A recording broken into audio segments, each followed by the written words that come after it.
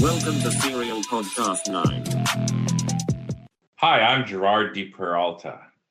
And I'm Kevin Edward Morris Peterson. Jesus. And I'm Ryan Benoit, and this is SerialPodcastNine. Episode, the one after we took a break. Yes. All right, here we are. We're back at it. It's very exciting. And tonight, I think we're going to do things differently. Oh, Gerard, differently. you're going to be the host and ask us questions. Oh, okay, guys. It's going to be real hard for you, I feel You gotta read the people's names correctly. Yeah, I don't know where they are. Okay, so we have some guests this evening. I'm Gerard. I'll be your host for the night. We have some special guests. Ryan Benoit of Dodo Logic, occasionally on the other podcast, SerialPodcastNine, and also Kevin from SerialPodcastNine. Welcome Hi. to SerialPodcastNine. Oh, thanks for having us on, so happy Gerard. to be here. Oh my Big god. time honor. Yeah. Thanks, Gerard. So you guys are back. Long from time your- listener, first time guest. Oh, right. Yeah, it's real great.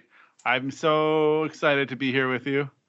Yeah. I wanted to say one thing before we decided to do this. I feel like Gerard wanted to do a podcast on toxic masculinity in the cars.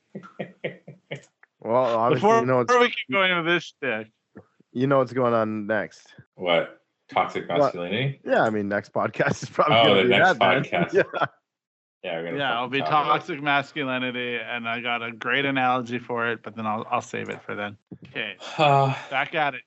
Sorry, Okay, Gerard, so your host. normally I have two other hosts, but they're currently away on Drift Week, so you guys can be my guests tonight. All right. So how was Drift Week? Say it like you mean it. Kevin, how was Drift Week? I would say it was long. It was definitely. Hold on. Let's back it up for a second. For people Yeah. that don't know what Drift Week is, let's start again do here. that. Kevin, will you describe for us what you've been doing for the past 2 weeks? So basically, Drift Week was you get to Arizona, Tucson, Arizona, and then there's 2 drift days at Honda Muscleman Circuit. And then you drive, after those 2 drift days, the next day you drive from Tucson to LA. And then the next day at 8 a.m., you drift at Horse Thief Mile in Willow Springs. Okay, you're And getting then- a little too in depth here. We're losing some listeners. Maybe you can Okay, yeah. a quick description of what the overall thing is. All right. How about I take a crack at it? All right. I feel like Take I a- did take a lot take of a talking swing. while Kevin worked on his car. Yeah, no, I was that's a little mine's more yeah. concise. You know. Okay, so how long is Drift Week? Because I All heard right. it's not actually a week. No, we were gone for 18 days. Kevin and I Okay, left so- on February 14th, and we got back on March 4th? Yeah, March 4th. Drift Week, inspired by Drag Week, meaning, hypothetically, you street drive your car to several Drift car. tracks across drift car to several tracks in several different states. That was the premise. So Kevin and I had a little bit of a different go of it because we had to first get to the state where it was starting. We street drove the Alteza from Canada to Arizona, which was 26 hours. And then we started Drift Week, which was, as Gerard alluded to, was over a week. Not actually a week, but like, The yeah. event was So 12 days, yeah. So it was Yeah. Drift 2 weeks and a half, is what you're saying. yeah, fortnight maybe. Is that what a fortnight is? I don't know. Yeah. Fortnite's a video game, but sure. Oh, nerd. Okay. Yeah, so we did that. We did a thing. Kevin and I spent a long time together. Yeah. Okay. A lot of time in the car. So how was Yeah. your Valentine's together? It sounds like it was very romantic driving in a drift car. It was. We went out to a nice romantic restaurant in Portland, and they had roses on the table, and Oh, there was no. a lot, Oh, yeah, lots they of did. they had lots of other couples, Yeah, we Oh, know it was okay. Valentine's and Day. then till and we then got the there. next and then the next day we also had a romantic dinner in another Mexican restaurant in Sacramento, California.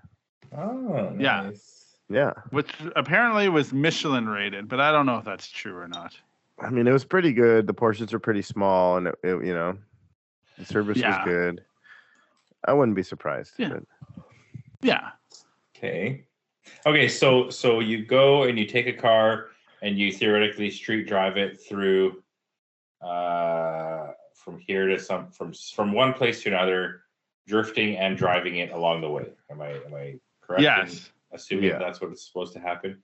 Okay, so you guys drove the entire way. You drove there and then you drove the entire event, correct? Yeah. We took a day off. We didn't. There was the one day at Adams we didn't drive the first day, and then we didn't drive the last day at Utah. Okay. Now the weather was too bad for us to get to Adams on the first track day because we were on the other side of the pass in California to like get into the city to get there. So it would just been like shit. So yeah, we didn't drive that day. That's crazy. First things first, how would you rate the overall experience? Out of 10. Let's say Ryan go first. Ryan, go first. I think overall experience, man, there's a lot to say about it. I will say 8.2 out of 10 is what I will say. Yeah. Okay. How about you, Kevin? 82%.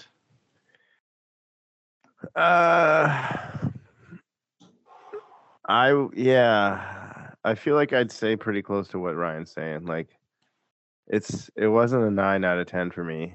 I don't know if that was just because it was so much work, though. Yeah. Yeah, it was a lot of work. It was a lot of work beforehand to get ready. Maybe if I was a bit younger, I'd like be appreciative of all the work, or like wouldn't really care about how much work it was. But like, yeah, I could have maybe done with like slightly less drift events and like slightly more like days to chill and hang out. Events. Yeah, Yeah. But I mean, with that said, you could, since there were 2 days at a bunch of tracks, you could chill like we did that one day. Mm-hmm. Yeah. I also did feel like that one day I was like sick. Like I was actually just sick. Yeah. We all kind of went through it. It felt like I was also sick for one day-ish as well.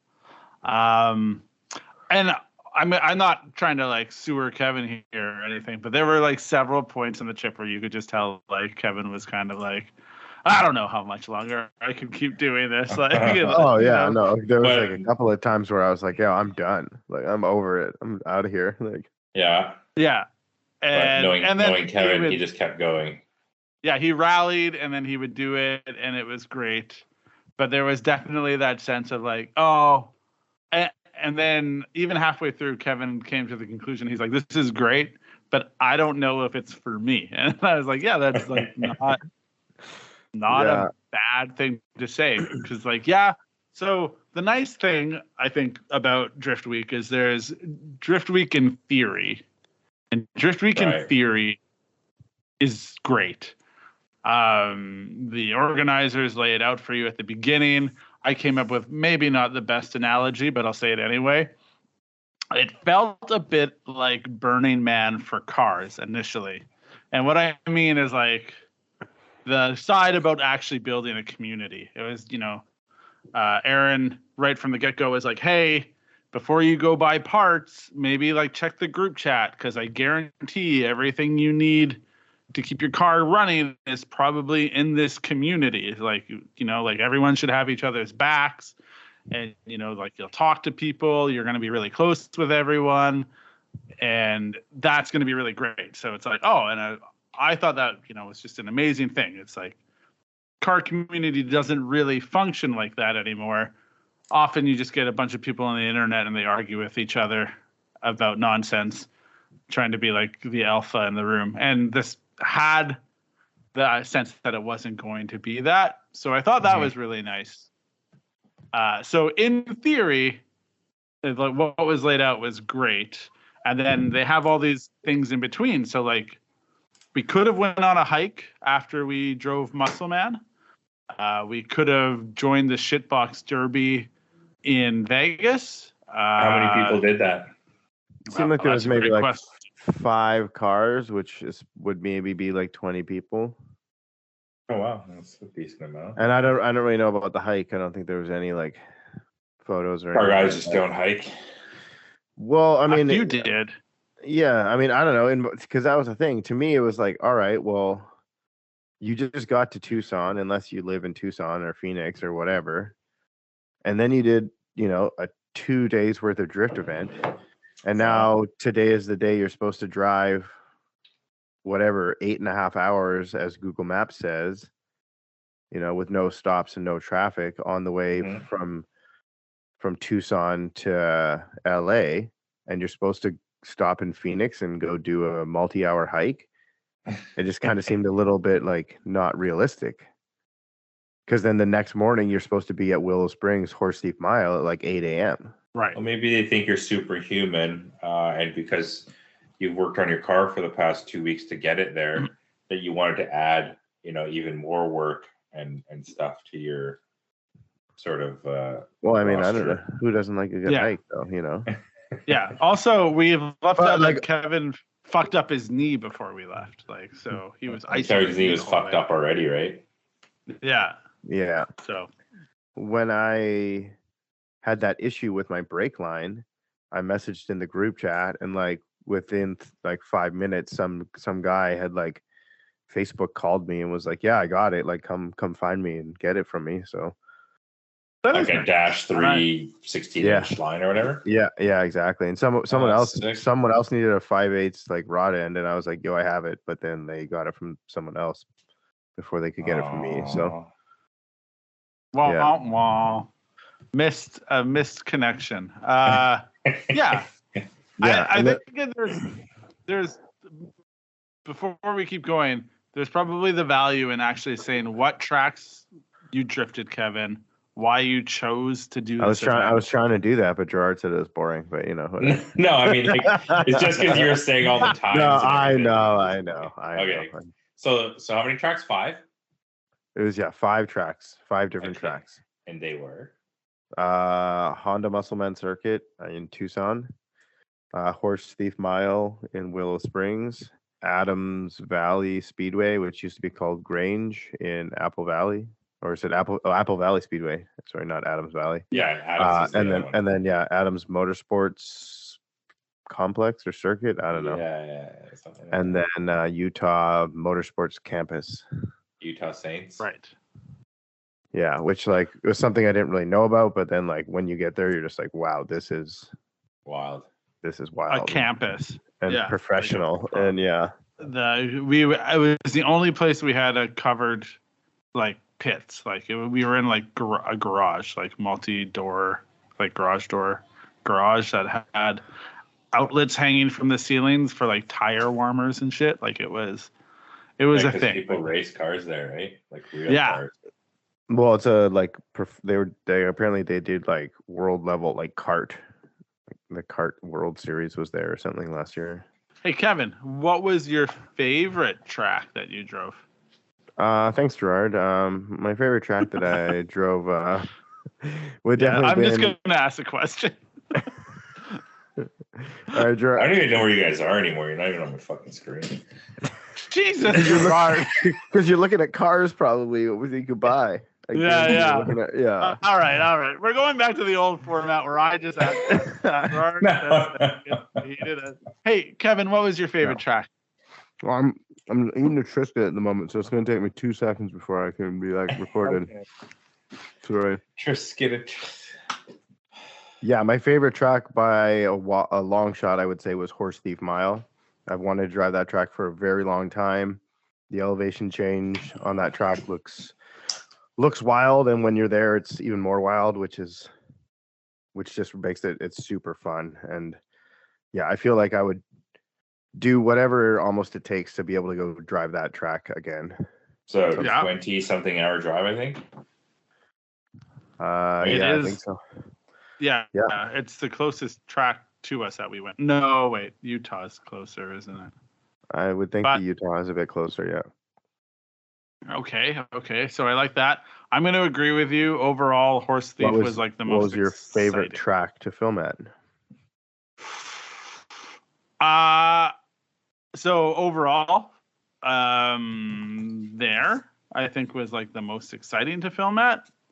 I do feel like maybe we didn't even get into like the whole potential of all the things that could be done there, because then Kevin The had weather issues sounded with like it was terrible. It was just very windy. Horse. That's just, I think, a product of where it is. Like when I looked up, but they're like, it's always windy there. I mean, I remember like the final bout that was there. It looked very similar as far as weather and just temperament, and like all the wind was just so crazy. Everything just looked like it was. That's a different place than where they have what the fuck's it called? There's that kind of big skid pad at the top. That's like Streets of Willow. That's Sort sort of of the like bottom of the hill. It's like below Horse Thief. Right. Okay. Yeah. So that's where they test like all the Formula D cars and stuff. Like Alex tested there before and stuff. Yeah, it is like it is a road course, but then that it bleeds off into that one big section where everyone's allowed to sort of drift there. Okay. Yeah. Okay. While we were there, they had the Hoonigan Porsche was tested. Yeah. Oh, sick. Which was rad. Yeah. So overall, Horse Thief is the coolest. I would say though, what track had the best drifting at it? So I have all these thoughts on this. So I'll ask you, Kevin, what track had the best drifting? I almost want to say Honda Muscle Man in Tucson, the first one. I don't know. It felt like there was like a bunch of crazy drivers that were locals. There was a bunch of really cool cars that were locals. It was like the first event. So it felt like people were kind of like going a bit harder or all out, at least, I don't know. Okay.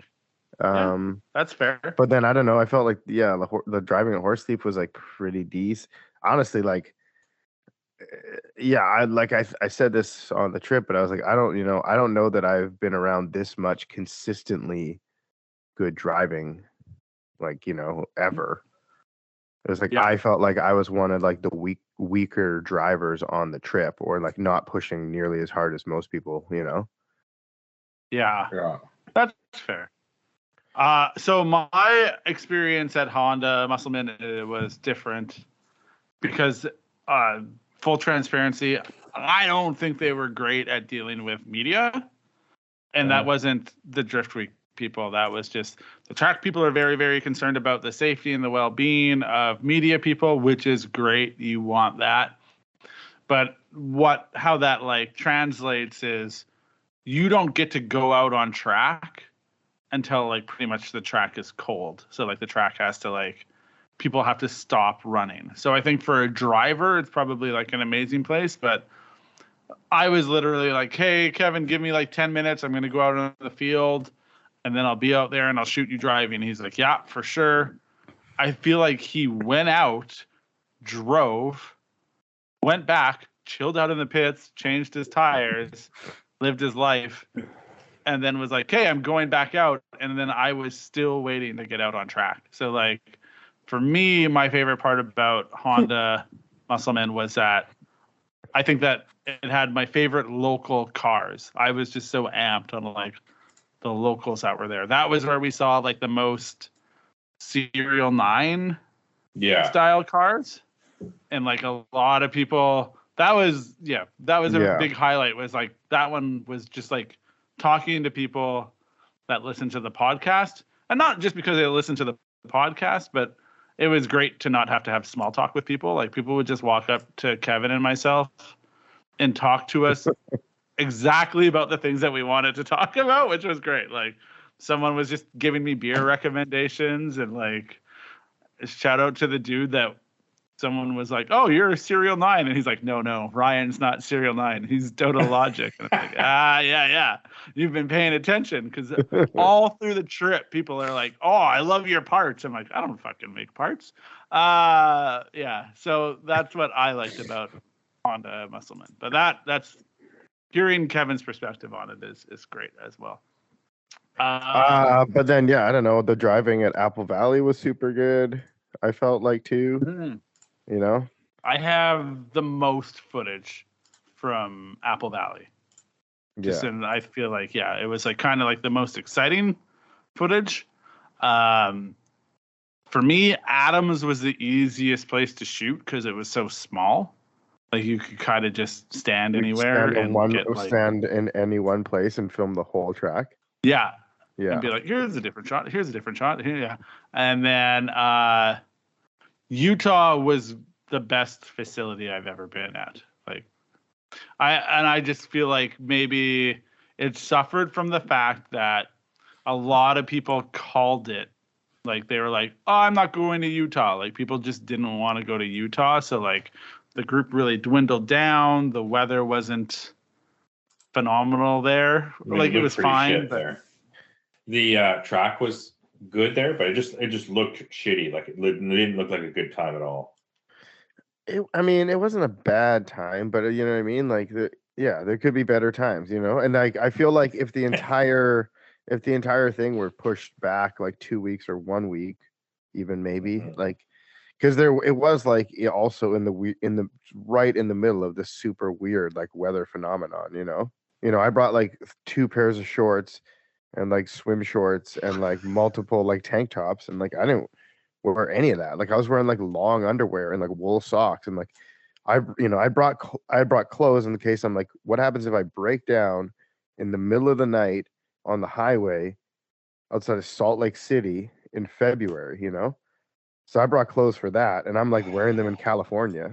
So like I'm glad I brought them. There was a day where I was just like not expecting to be wearing them then, you know? Yeah. I didn't wear any I never wore shorts. Not one day. Yeah, there was only 2 sunny days, I feel like, out of the 18. I feel like one day I got sunburnt in Arizona, and then we drove to LA and it was hot. I feel like driving to Arizona, it was hot. And then the 2 days and then there was like one day in Arizona that was like whatever. And then the first track day was hot. And then the next track day was overcast. And then driving away from Arizona was hot. Yes, that's exactly what happened. So I managed to get a sunburn and then be miserable after that because it was so cold. Like it was just cold and I wasn't ready for it. Like it was just like there was a day where I think I was wearing like flannel, a hoodie, and then like an insulated jacket, and then I had to buy a toque from a gas station. It was a whole ordeal. It was still a lot of fun, but yeah, it was just it was real interesting. What was your favorite day on the trip, Kevin? Oh man, I haven't really thought about that. Hey, while you think about that, hey Gerard, what was your favorite day while we were gone? The day you came back. Yeah, I don't know if there was really I don't know. It's just all kind of like a blur. Just was trying to. That's how I sort of feel, but yeah, I'm trying to get everything done and sort of like keep the ship afloat type of thing. And yeah, that was my. Gerard, did you miss us while we were gone? Yeah. No. Yeah, okay. I missed you guys. You can say you missed Kevin. That makes more. Well, I mean, I missed Kevin because he was, he works at the shop every day and stuff, and helps me run the business. Yeah. That's fair. That's good. I would say maybe it's a tie between the second day at Muscleman or the second day at Apple Valley. Like the first day at Muscleman, I was just like, all right, I'm gonna take it super easy. I'm not gonna like. So I'm sure everybody knows I just have like a problem with like self-control and like not going super hard. So that was like a big thing that I feel like I did very well this trip. Dustin came into the shop and was just like, man, I'm really impressed with you. Like your car looks better. Your car looks better than it would if you went drifting for one day, Yeah, exactly. Say I enjoy on the last like when we filmed at Muscleman, I was like, what did you learn? And you're like, I didn't fucking learn anything. It's like I have a problem. Like you kind of said the same thing, but like when you watch the videos, you can tell when like Kevin gets super annoyed with me. Yeah, that's what Neil said. That's what Neil said. He's like, oh, I could tell you're really annoyed there. And I was like, yeah, I told Ryan to cut it, but he thought it was hilarious. So like, I guess. Yeah. Like, oh, I'm being real like rude, like short with you. I'm like, yeah, I don't care. I think it's funny. I could tell when you were like really not about it, and then I would shut up, and go away. Yeah. Okay. Cool. So those are the days, hey? No. I felt like okay, so day one, I had to do some like maintenance in the beginning, did that at Honda, and then I drove a bit, and I was just, I was getting used to the tires, getting used to the track, like getting used to like the car was set up differently. It was higher with less camber and has more torque lower down, but the tires were stickier, and I've never drifted on these tires, and like, a multitude of different things. And then I just like in that first day, like Naoki's just driving into everybody. Like just like dooring everybody multiple times, and I'm just like, well, that's not really what I want for my car. I also like, I'm trying to, I drove here. I get, like some of these people were locals. I'm like, I have 2 more weeks of this. Like this is not something, Yeah. So I kind of tried to stay away from him a bit, Except for that one time, you're like, I'm gonna run up on him. Yeah, well, that was when I spun out. So I was like, I'm gonna go super. Yeah, I wanted to run up hard on him, but I went too hard and like went off track. Oh shit. Yeah. I know it's not really. I asked the question, but I'm going to answer it. My favorite day. My favorite day was the most surprising day, which is a day what was that we your favorite day, Ryan? Thanks, Gerard. You're really on it, and I love that for us. I liked our free day. So what happened was we were meant to all go to Hoonigan. Nice. Hang on. Yes, Gerard, I'm telling the story. Hosts, listen.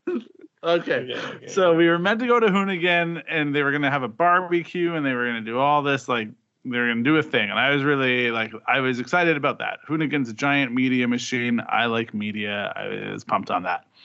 And so the dudes we were staying with from Idaho, great dudes, needed car parts. So we woke up that morning. I think we posted a video, and then we went and washed Kevin's car. And then we're like, we're going into the city. And so we go into the city. Kevin has to pee on the I-5, which is hilarious. So he just gets out in traffic, pees on the I-5. And then we go to Moon Eyes, which is great. So, like, I love Moon Eyes. We go there. We buy our stuff. We go get ramen. Ramen's, like, actually pretty good, which was that was nice. And then we got to go get the parts for the dudes that we're with from Idaho. He's got a BMW. He's going to get a head gasket. So we go to it with Pelican, right? You went to Pelican? And yeah, I Pelican sent you Auto the Parts? video. Oh yeah, okay, that's Didn't cool. even respond. But we go to the back, and we pull up, and we notice that there's a garage in the back. And it has what looks like a race car. And we're like, yo. And like, we're trying to figure out if we can go look at it, if we're not allowed. And there's like this miscommunication where this guy invites us back there, but we don't follow him. And then eventually we do.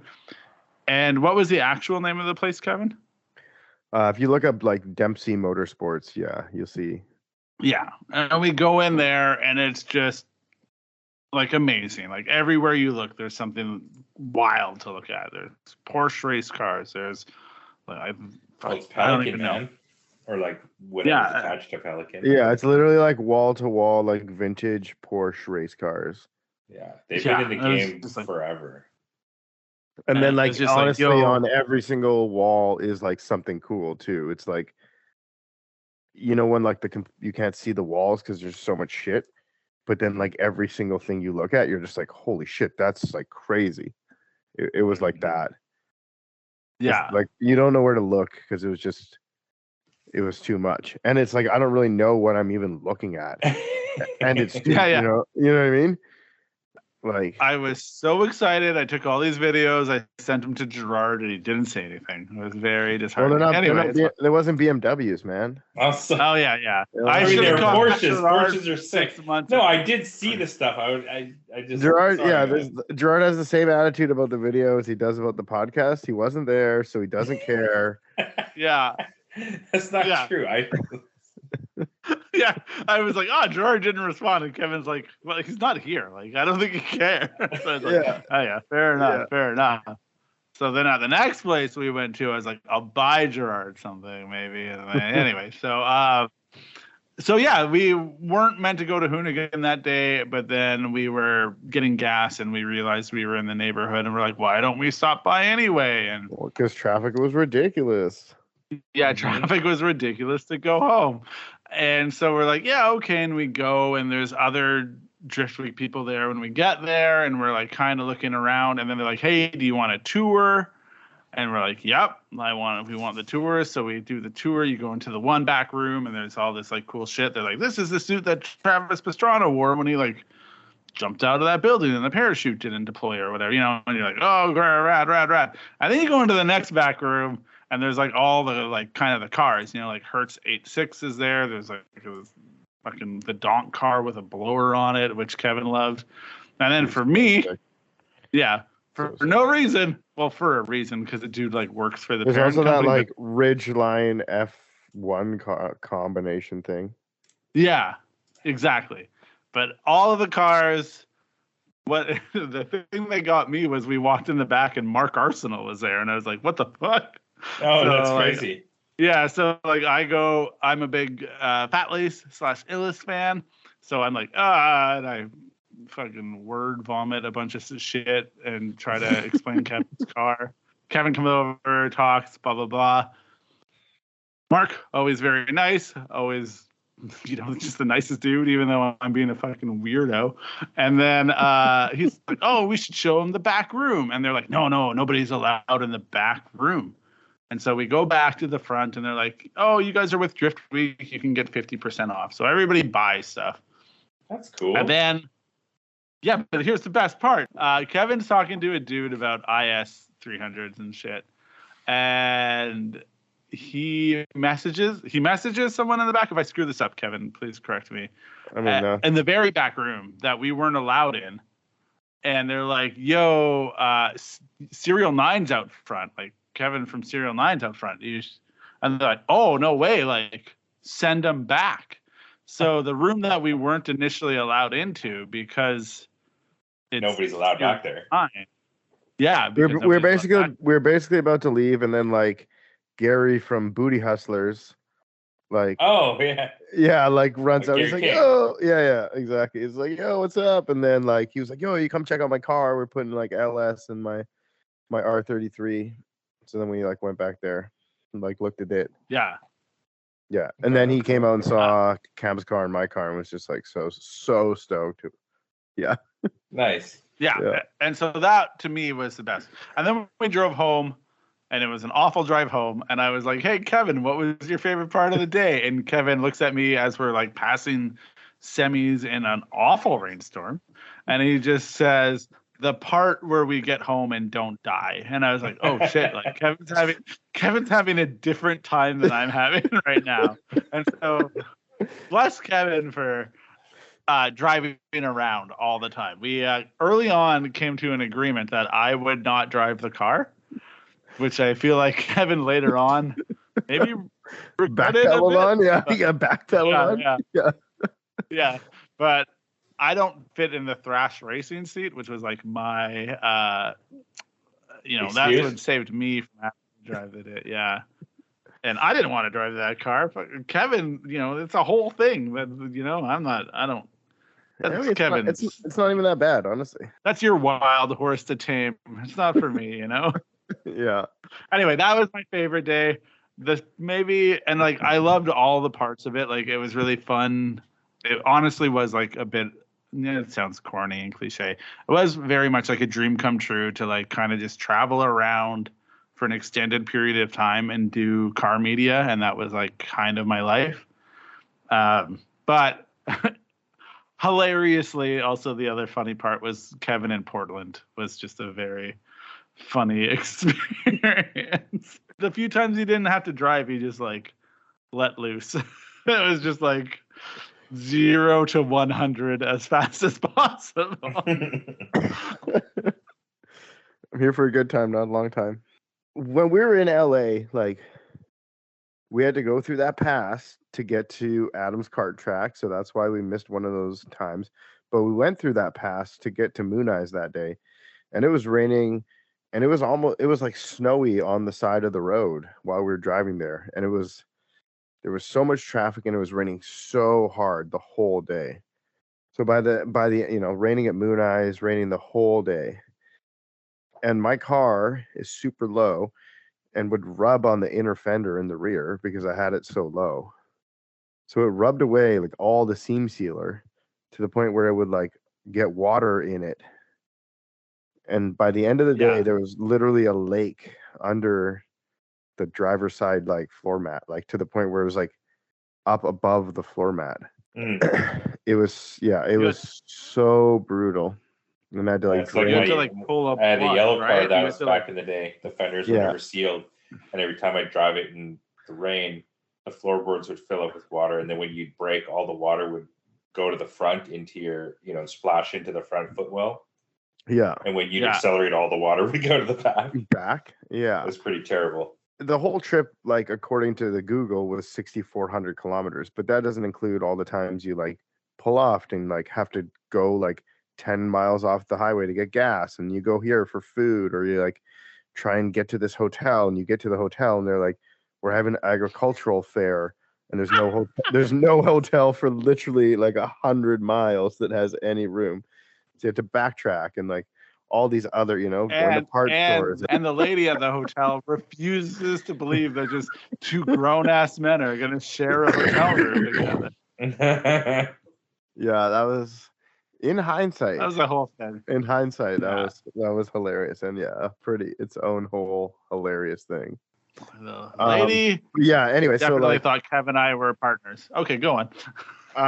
So we're like going to go to Hoonigan, and the whole time, I've been driving in LA. It's pouring rain. I'm looking out for all these, giant holes in the road and like all this shit, and like, how like at the intersections, Gerard, it just like becomes a ditch for no reason. Oh yeah, sick.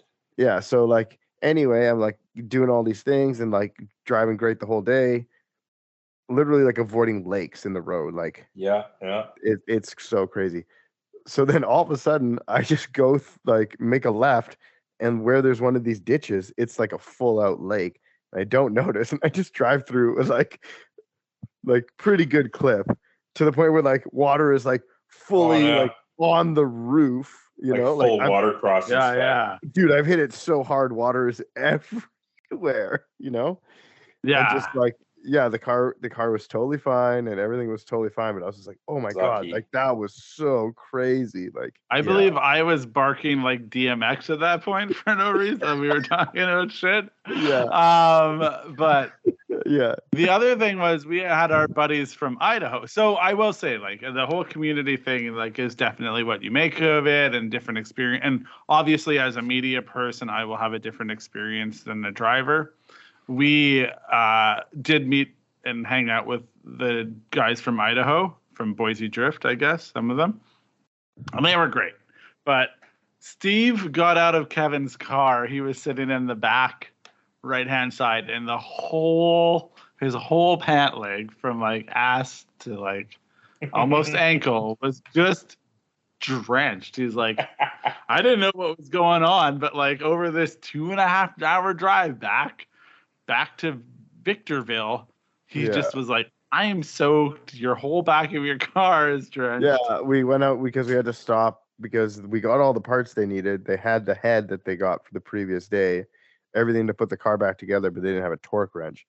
So like we're driving home after this day. This is the day when Ryan's like, what's your favorite part? And I'm just like, when we made it home alive. Like it's just like, it reminds me of like when we went out, Carter and I went out that one night in Chicago. And I guess like at that time of year, like after midnight, it literally just torrential rain pours in Chicago, like city. So it was like beautiful when we went out, and I'm like, driving Carter's car. I feel like it had like no alignment, bald tires, super low, and like not something you'd want to drive in that weather. So anyways, we come back and I'm driving the car, and it's just like white knuckle, cars all over the road. Like, I just want to get home. It's like a 30-minute drive back to wherever the hell we were. But yeah, it was like, that sounds like something. Yeah. Like, I just wanted to get home. Like, I did not want to be there at all. Yeah. Yeah. So basically, Ryan, Ryan's like, all right, man, like, well, what's for dinner? Like, what are we going to eat? And I'm like, well, I've already told these guys I'm going to the I'll take them to the auto parts store to get this torque wrench. I'm like, nobody had a torque wrench? You didn't bring a torque wrench? Me? Dude, I didn't even have an Olfa knife. I forgot. Dude, I forgot so many tools. Like, you were so ready for that. No, I wasn't. I didn't pack tools. Well, like, seemingly you were so ready for but that. Also it was like, I feel like part of it was like that part wasn't it, but like not that tool, but like normally it's like, oh, I'm going to a drift event, and like I'm going for like 24 hours or like 48 hours at the most. So like I could take every tool from the toolbox sort of thing. But when I'm like going for like 2 weeks, I was like, well, I don't know, I can't like take can't take everything. But then all of a sudden I was there and I was like, I don't have anything. To not have a knife is crazy. Right? It's like, I will say though, the thing that went wrong on your car, probably you wouldn't like, there's no reason why you would be prepared for that anyway. And there's not really a tool maybe you can have I don't know unless you're like a welder. An extra steering rack. Yeah, and there was a welder there. But the whole time I kept being like, like when Kevin, there's a video, people can watch it if they like. It's on YouTube. Hit like and subscribe. Kevin does horse thief and he goes off and like he gets towed off the track and there's the whole thing. It ends up being a steering rack. But a dude came up to me and he's like, yo, did he blow his engine? And I was like, no, man. It's like a Jay-Z. He's fine. Like, he's good. But Kevin defended the person and was like, no, I get it. Like, I had to be towed off track and blah, blah, blah, blah, blah. But I was like, of all the things that could go wrong, and maybe, like you said, you weren't driving as aggressively as you usually do, but like, I just felt that the car held up really, really well. Like, it just, watching other people go through stuff and kind of the things that maybe we were worried about weren't as bad as what other people were dealing with. And I can say that now because we're home and we're safe. At the time, it seemed like jinx worthy to say that shit. No, say what you're going to say, George. Oh, I was going to say also we've been doing this for like a long time, and like this particular car or these type of cars, I want to say we're like almost experts in at this point as far as how to make it, reliable. Right. It's kind of how I felt. It's like, I've driven to Villains and drifted for multiple days and driven, 7.5 hours back. I feel like sort of was my forte, I didn't feel like I didn't drive hard, I feel like there's video footage of me driving hard, but like, I wasn't driving into the wall. I wasn't driving 11 out of 10. Maybe I was driving 8 out of 10 when normally I'd try to drive 10 out of 10. But it was actually like 12 out of 10. 11. And sometimes I'd do 11 or 12, or sometimes I would do 7, But like this time I was like, all right, just dial it back a bit, but be more consistent, I feel. You basically just Gerarded it this trip. It's like kind of drive. Just make sure the car like looks good or stays in one piece. Yeah, exactly. I mean, the whole time Kevin was complaining about how high his car was. I mean, that's pretty Gerard. High, dude, it was. Every time I would look at it, I'd just be like, even Gerard made fun of me on the trip. He's like, yo, man, here's what your car should look like. Send me a video of some guy. No, I said, what happened to you? And I sent him a picture of one of the cool, I can't remember whose car it was, but it was like a sick IS on like TEs, probably 17-inch TEs. And like super low with like aero and shit. And like, I was like, yo, what happened to you, man? And then, because his car just looked so kind of high. No, it does. I agree. Those wheels somehow like look huge no matter what you do with that car. Like I feel like once you put those wheels on, like it lost that kind of like small look to it. Sporty, yeah. Yeah, it just looks like almost like VIP-esque in its like presentation. Yeah. I will say that it was like super cool to see all like, I get this is a confirmation bias, but like all the IS dudes like come talk to Kevin about it, and just is like, man, like IS, like that chassis is just so popular, it seems. Like, and a lot of dudes are like, yo, I used to have a GS, but now I got this, you know. I'm like, oh yeah, I'll go fuck myself. Anyway, well, yeah, honestly, I thought there's a fair amount of dudes who had like sold their GS to get an IS because they were like, yo, like the GS is cool, but like I want to like drift. I want to drift. Yeah. It was just cool to see that, like, and it was honestly like super rad for me to, which I don't know why. I just like to see you guys shine, I think is my thing now. So like being in places and having people be like amped on SerialNine. Like I was messaging Gerard and being like, yo, like does SerialNine have like a big following in Arizona? Because there's like a ton of sick Toyotas here. And every time I go look at one, it has a SerialNine sticker on it, you know, and I thought that was really cool as an objective third-party viewer of it. Anyway, these are our memories and experiences with the trip, which I think are great, but this isn't a critique of the event itself, which maybe is beneficial for people. Maybe they want to hear that. I will say, I got a good question for you guys, or for Kevin. Okay. Well, I want to answer things. What do you think it cost you total? Ballpark of what it cost. I wanted to do that. I wanted to add up the gas before we left. Before we started this. But I didn't. Are we including Kevin's speeding ticket in Oregon? Because I saw that roller coaster. Anyway, go on. Sorry.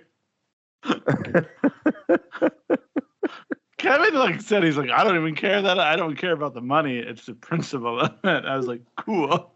No, I was just like, I really wanted to make it home with going this whole way in the States without getting pulled over, and then like get pulled over driving from the border to the shop, and then be like, this car is unsafe. And then I wanted to go on a giant tirade about how much I had just driven, all the things I had just done, all of the ground I just covered, and how the car, there's no way that this car, tell me how it's no unsafe. possible way that the car is unsafe. And yeah. And then I got pulled over in Oregon, so I couldn't say all of that. And then in the end, well, I mean, I didn't want to get pulled over between the border and the shop, but like, and we didn't, thankfully. I just wanted to go home at that point. Exactly. I was just like so ready to get home. The last thing I'll say about a personal experience that I think was really funny was that Kevin, whenever he got tired of driving because he had to drive all the time, he knew the right questions to ask to be like, I'll just engage Ryan in a pointless conversation. And at one point, he just like, I was like dozing off or editing or something, and Kevin looks at me, he's like, yo, what kind of car would God drive? And then like I was like, God or Jesus, you know, because I was like, Jesus would drive a Camry. And he's like, no, God. And like we're like, and I was like went down a rabbit hole. I was like, well, let's think about the theology of it, you know, like, and yeah. So whenever Kevin was a little bit tired, he'd be like, I'll just get Ryan to talk about shit. Yeah, which I thought was pretty funny. Okay, ask him his opinion on Star Wars. Yeah, and I was always like, are you sure you want to do this? Because I'll do it, but we'll be here for a while. And then Kevin was always nice enough to say, if I didn't want to know, I wouldn't ask if I didn't want to know. Hey, before we do the rest of this, Gerard, what kind of car would God drive? Shit, God? What kind of car would God drive? Right? I mean, honestly, I would probably say a Ferrari F40 LM, man. You know, Oh! it's like the only car. It's the only car. Yeah, You know? so that's what AJ and Rick told us. Yeah, man. Yeah. Oh, hang on. Biggest regret of the trip, Kevin? Biggest regrets. Yeah, I feel like I could have just driven a little bit harder, maybe, or like done. I wish I would have done more tandems. How about that? Right. Yeah, that's fair. Mine is not going for drinks with AJ and Rick. Anyway, okay. Okay. So that's our personal experience. Talking about it, I do really like the event. So maybe I'll say it's an 8.5 out of 10. But yeah, let's actually talk about the drift weakness of it all. A lot of people said like they would approach and be like it's really hard to find information about this online. We didn't know where people were going to be. A lot of that is by design. Obviously, you don't want a bunch of like randos showing up everywhere and ruining things, especially when it's like a closed track day. But some of the things that Drift Week does really well is, and then Kevin, when I fuck this up, please jump in and save the day. Is You're fucking it up. Out of save the day. A lot of things you can tell. It's Drift Week 7 at this point. You can tell a lot of things come out of like necessity. There's comforts that are allotted on Drift Week if you're willing to pay the toll, I think is kind of the thing. So from the get-go, Kevin, you opted to have your tires moved from event to event, like you pre-bought your tires for each event. And Valino I might have been misconstrued, but I was under the impression that you had to run Valino tires and that you would pay for them, they would change them for you, they would dispose of them, and they would bring them event to event. So then when I got there, I was like, because honestly, all these people were building these giant tire racks and roof racks and showing their car with like 20 tires on top. And I was just like, why are you doing that? Why are you doing that? Why, like, why exactly? Like, why, what am I missing here? And it turned out what I was missing was that you didn't have to pay Valino. You didn't have to even run Valino.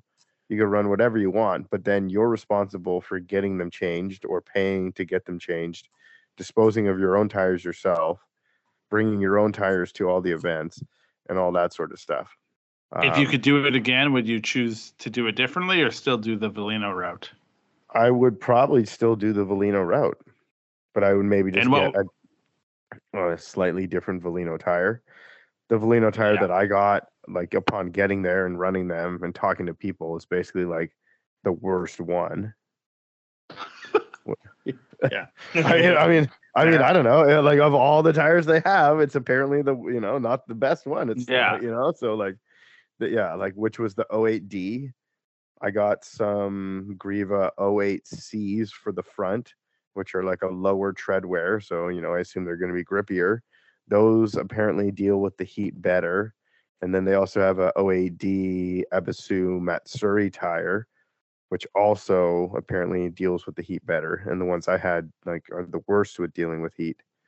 So like you would have to you could go and do like, depending on the track, like 2 to 5, like, hot laps. And then you'd kind of maybe want to take a break for a bit. Yeah. Valino had nicely in Arizona set up that the water area where you could run your tires through the water to cool them down. Yeah, but you kind of had to like come through the sort of like the hot pit area there where like there was a bunch of people and like other people waiting to come back on track. But yeah. All right. Yeah. So for people listening, if you don't feel comfortable about this, but whatever, I'm going to ask anyway. How much did you spend on tires and how many tires did you get? And how much was that service? I think the total cost in tires was like slightly over $5,000 US. And that was for 35 tires and the service. You used 35 tires? In the end, no, I didn't, because like I felt I did my calculations on previous like 2-day drift events. Mm-hmm. But like I said, on this one, I felt like I wasn't driving at like a full drift event hardness every opportunity, you know? Yeah. I would be Also, like, a lot oh, of times, if the tire lasts super long, you don't need more tires. I remember when you and I went to yeah. DUI. So that was one thing where like I found later in the trip, because in the first day, Honda Muscle Man, they're like, yo, this track is very unique for tire wear. Like it's very smooth, so the tire heats up a lot, and like it's like you'll come off and the tire will literally like blister in front of you. So they're like, you got to be really careful about how hot you get the tire there.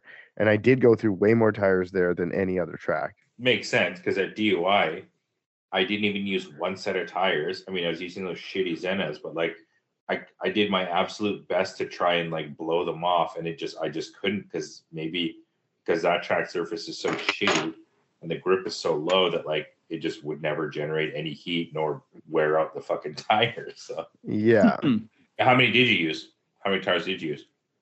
Because 5 of those were fronts, so I got 30 rears.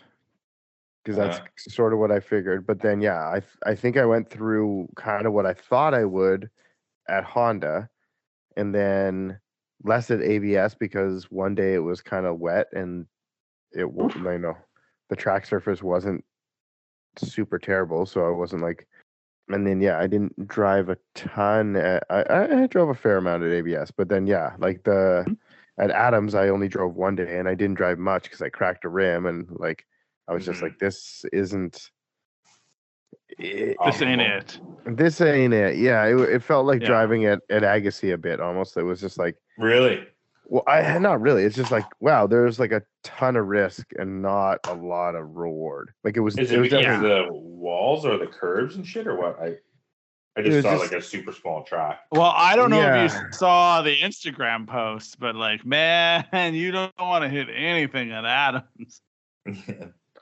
Yeah, basically they have this like plywood wall that they're like very adamant about you not hitting, and we're all told like don't hit it or they'll charge you. And then a guy hit it, and they charged him like $1,500 US. Jesus. Yeah, for this like plywood wall that's just like a plywood wall but painted.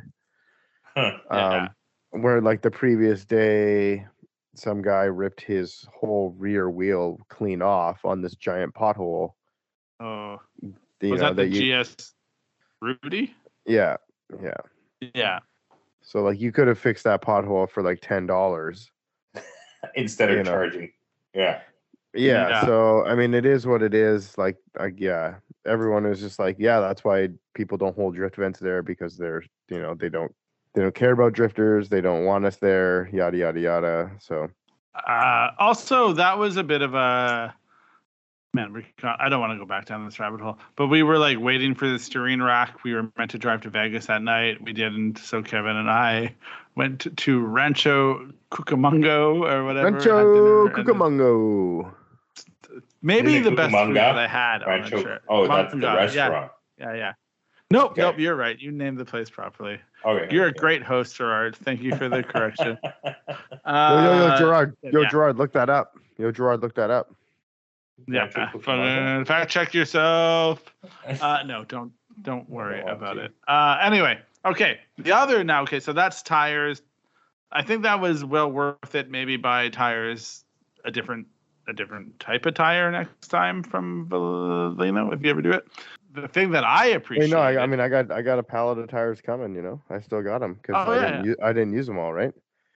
Right.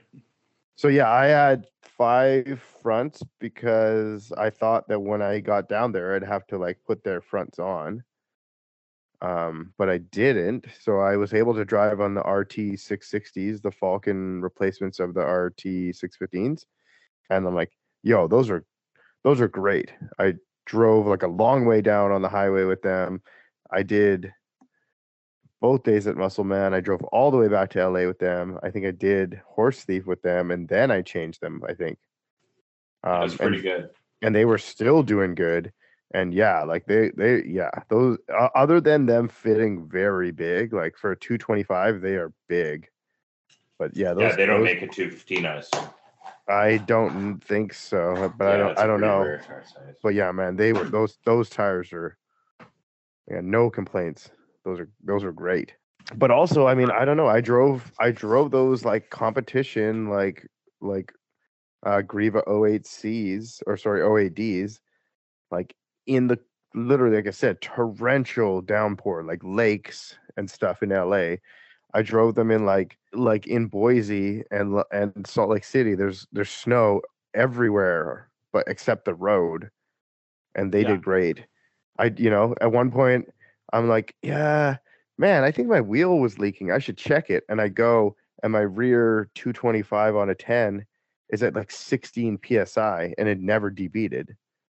And I'm like, holy shit. Okay, well, like, good thing I checked. But like, I'm like, man, like, that's super impressive for this Valino tire too. So like, like, there's a lot of things where I was like really impressed with those Valino tires. Mm-hmm. Yeah, Valino, give us a little bit of sponsorship. No, sorry. Yeah, and Naoki over, bring Kevin over. Yo, they got condoms too. Oh yeah. I got some of those at from the penthouse party we went to. And I just was like, these are hilarious. And then I made a funny joke to Kevin, which he didn't think was as funny, and I was like, well, whatever. Anyway, okay, the next thing. So we have talked about food extensively. We've done an episode on it. Track food. One of the things that I think that Drift Week does really well is they bring along catering, and if you pay the fee, you can partake in it. So it's Careless with a K does the catering. I was lucky enough that Kevin just like we're doing this. And so when you show up, it's kind of, I don't know, not everyone knows what this is, but craft services, when you work on a film set, their job is to always feed you. And that is very much what they were doing. It was like their job was to feed you. You could walk by their tent, grab snacks, grab drinks, grab bubbly. And they were very accommodating, so they would make food. And I would say some of, not that like the food that we ate on the trip was bad, but like some of the better food I had on the trip was probably from them. That sounds rad. Yeah, it was really good. And I really appreciated it.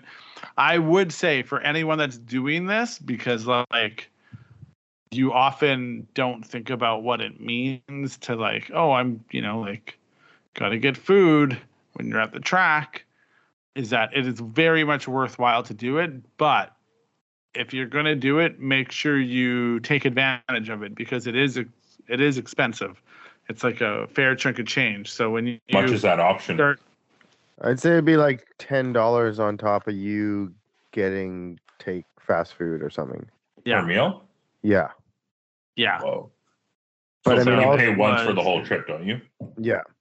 But also now you don't have to leave the track ever to go get the food. So like at Apple Valley, where you have to drive 2 miles on this like completely forest service road to get to the highway to even like get to somewhere to go to somewhere. And then the other thing about that is like if that's your thing, you're probably always eating fast food. Mm-hmm. Yeah. Whereas like this, it's like, they had all dietary restrictions. It was like good like home cooked meals, almost. Like I would say I would do that part hands down again, I feel. Yeah. But like I said, it is $10 more probably a meal than you would want to pay. But if you're going by and grabbing snacks and grabbing the unlimited snacks and drinks, Bubblies. yeah, then you can make it worth it, If you're not at that track day for that meal, though, that's another consideration, Yeah. I didn't mind. Some people were a little bit displeased with the pancakes at Horse Thief, but other than that, I mean, like, yeah, it was. I didn't have many complaints. Yeah. Yeah, and the dudes were great. Everyone working there was like, they were some of the best people I would say that we met on that. Not like they were very high up on the list of people that we that we've met on the trip. And Yeah, and honestly, like lots of time, every time like I had food, they were like, "Yo, if you're hungry, if you want more, come back. Like we got more, sort of thing." Like a couple of times, I did have seconds. and my veggie options were great. Like I get not most I feel people like or when me that have. I feel like I remember getting off the track at Horse Thief Mile and being like, "All right, well, like I have no clue what's going on with my car. I know that I'm gonna have to delve in and work on my car for the next multiple hours. I don't know that I'm gonna get dinner. Like, I just went over there and it was just like, hey, you got anything left? And they're like, yeah, like here you go, and like basically eating a second lunch and being like, all right, well now I can work on my car and not have to worry about eating, So like I said, like it was very good food, and I wouldn't think twice about doing that again. Yeah. I had a delicious squash sandwich that day. Wow. Yeah. Squash sandwich. They like sauteed up some squash on the grill and seasoned it and made me a sandwich, and it was real good. Yeah. Man, and like the day Kevin had, it was like chicken breast with pineapple and grilled pineapple and like teriyaki chicken breast on the grill. Yeah, and like I had like a elote. giant mushroom. Oh yeah. Whew. That was good living. So that was really nice. That was a good thing. Now, if you've made it this far into the podcast, maybe we can spill the beans on the behind the scenes things of Drift Week. If Kevin's feels so you still haven't answered. So like, what do you think the ballpark total cost of this endeavor was? Because I mean, if you spent $5,000 on tires, buddy, that's a fucking You still got to get into the event. $3,000 for the event was $3,000 gas, and then so gas you're already at $8,000. Gas, accommodations, and food as well. Oh, fucking Christ! Yeah, so like I would think that you're probably close to like $12,000 US. Oh my god! I think you could do it cheaper because you don't live in fucking BC and drive to Arizona. But I mean, if you brought a trailer, it'd be even more expensive because you'd have to pay for the gas on this fucking truck with a trailer. But I mean, like and maybe then that's park it somewhere. But maybe diesel is cheaper than premium fuel. I don't know. Maybe it's better on fuel because maybe you can sleep in your tow. Maybe you just sleep in the back of your tow rig versus get accommodations. Mm-hmm. I don't know. Yeah, but you could also like I said, you didn't have to get the tires from them. Yeah, but then you got way more tires than you needed, but still. I did get way more tires than I needed, exactly. So it almost seems like close to half of the 35 tires I will be still keeping. Mm-hmm. So, that's You could not bring a media guy with you and bring maybe Gerard, who would know how to fix problems on your car and help. You wouldn't have the media. You wouldn't have the content. Exactly. Yeah, well, you win some, you lose some. And I don't know how that would make it any cheaper though either. That wouldn't make it cheaper at all. You're right. Because then you wouldn't be able to make money off of the content. Yeah. But yeah, that's a good chunk of change, man. That's like $12,000. That's a Japan trip. That's fully. People have asked me like, oh, like, are you gonna do it next year? And I was like, well, no, I'd prefer to go to Japan. Yeah. Or like we do like a big road trip and do like 2 tracks.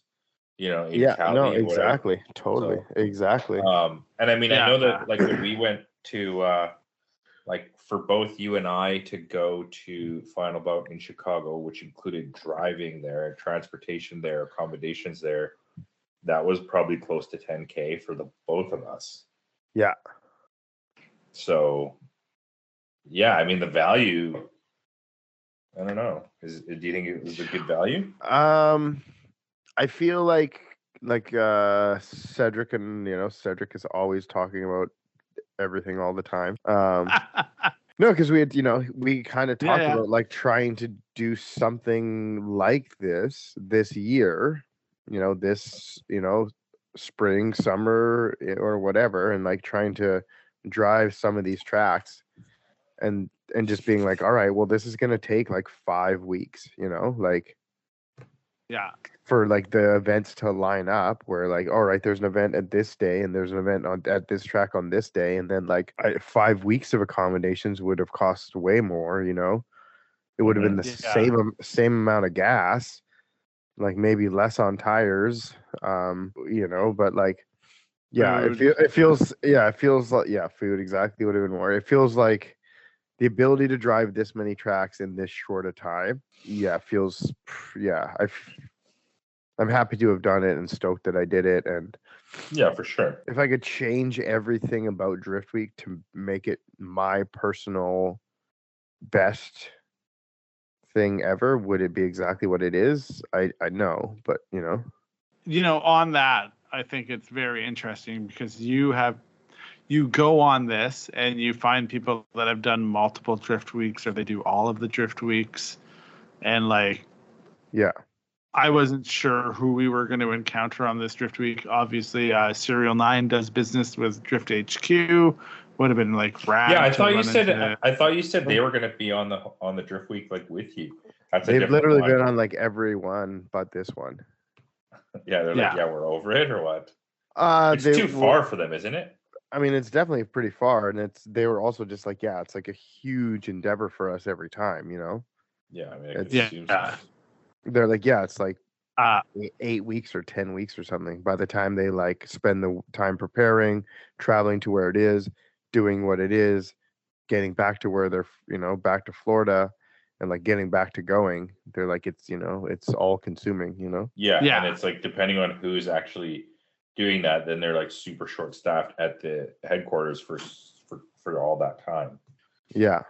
Yeah, and you can see that. And this leads me to my next point, is like people outside of this world, because I haven't like talked to any car guys about it since I've gotten back, but it is very much like, what did you learn? And it's like, I didn't know that there was that type of money in like non-professional drifting kind of thing. Like, it very much is like there's money in the world of drifting out there, which was like very mind-blowing to me, being like I met media people that charge money for what I have done traditionally for free, and I was like, oh, that's very like strange to me. They had like kind of makeshift business models that they would work by, and I was like, oh man, like, guess that's a thing. But yeah, it was definitely seeing that side of it, which kind of gets into what I was a little bit leaning towards before, was like the nitty gritty of it all. Like, I think there's the drift week in theory that exists, and then there's the drift week with exceptions that exists. Is what you're saying is basically kind of like a rich person's like drift? I think everything is a rich, like, that's like after being away and look, Kevin and I had a lot of time in a car to talk about things, and I think when you break it down though, it's like, man, everything is kind of, fuck, this sounds so stupid, but it's like class driven and money driven. Like, yeah, there's always someone that can afford to do all of the things, and there's always someone that's like shoestringing it, and there's the in-betweeners and the whatevers, but like there's people that go on every drift week, and I can't.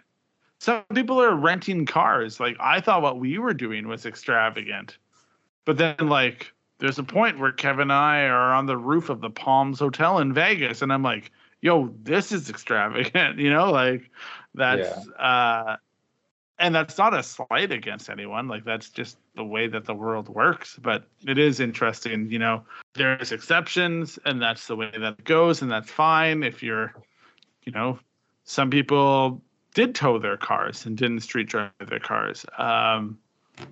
I feel like we did the drift week that we had imagined in our mind of what drift week was not meant to be, but like what it meant to us. Yeah, like what you thought drift week was. Yeah. Yeah. Exactly. And look, again, you get to there was lots of people who drove their car and there was Yes.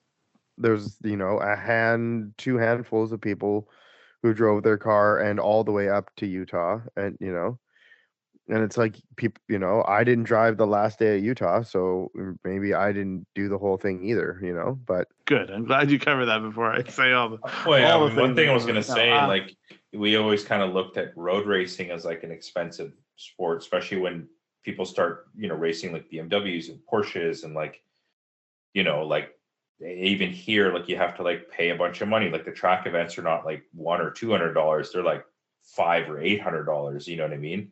And then you get guys like um, I bought a freezer off a dude recently, and he had some trophies in his garage, and we were asking him, and he's like, "Oh yeah, like I used to race cars and stuff," and we're like, "Oh, crazy, like this and that." And he's like, "Yeah, I had an E46, and we used to race it down at Laguna Seca." And I'm thinking, like, did you used to live there? Like, this and that. And then so we got to talking, and then he's like, "Oh, and then I had like a Gallardo and all this." And we're just like, I was with Dominic, and we're just like, did this guy like bring his race cars from here to Laguna Seca and back and forth? So like, it was an E46, which is like not a crazy car, but you're bringing that all the way to Laguna Seca to race it, and then then it proceeded to be like a Porsche, and then I think at its like at his height or whatever was like a Gallardo race car, and that was what he would bring. But yeah, he lives here, and he races in the States. I mean, I don't know how long you'd be gone for, but like that sounds like an extremely expensive thing to do all the time, on top of the fucking $100-something thousand car that you're racing with. Right. I will say one thing, and it's not to take away from whatever this guy's experience was, but it was like when you talk about your glory days, it's very easy to like kind of not pat it, but like it's. And the things that you don't say as well, it's like I can talk to people and be like, yeah, I used to shoot Formula D. And I have shot Formula D. That there's no lie about that. I went down, I stood trackside, I shot Formula D. I got there on my own, credentials, skill set, whatever. But I only ever really shot Seattle, and nobody paid me to do it. I did it out of pocket.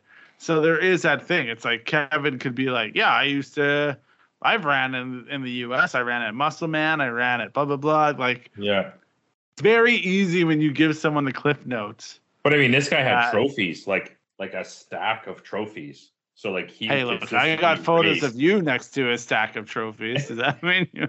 I mean, I saw the physical trophies. They all said like, yeah. No, I get it. Like on these racing tracks, and I was just like, It's just it's how deep are your pocketbooks, and then how. That's kind of what I mean. It's like it does seem like in like the grander scheme of things, like the amount of money that we as car guys are willing to sort of like piss away for our love of this, hobby. Realistically, it's like pretty wild, because like you guys, like Kevin is into it for like what he said, 12K, like pretty much US. Is that Canadian or US?